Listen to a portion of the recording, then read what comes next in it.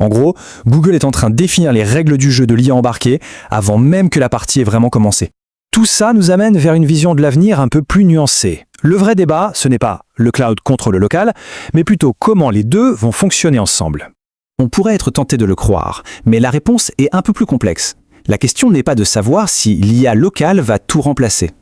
L'avenir le plus probable, c'est un avenir hybride.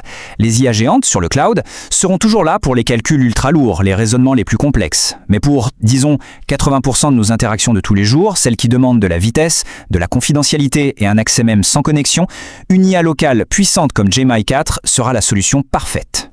Finalement, la vraie révolution apportée par des modèles comme Gemini 4, ce ne sera pas un grand boom spectaculaire. Ce sera une transformation silencieuse qui se déploie sur des milliards d'appareils et qui va petit à petit changer ce qu'on attend d'un téléphone ou d'un ordinateur. La technologie est là. Elle est plus accessible, plus puissante et plus respectueuse de la vie privée que jamais. Elle tient littéralement dans une poche.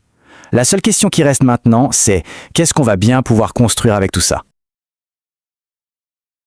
Pour faire tourner une entreprise aujourd'hui, pas besoin de jongler avec 50 outils d'intelligence artificielle.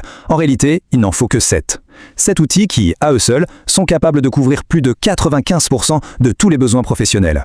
Le problème, on le connaît tous. Chaque semaine, un nouvel outil IA fait son apparition. Un nouveau chatbot, une nouvelle appli, un gadget soi-disant révolutionnaire. Résultat ? En tant qu'entrepreneur, on passe plus de temps à tester ces nouveautés qu'à réellement construire son business.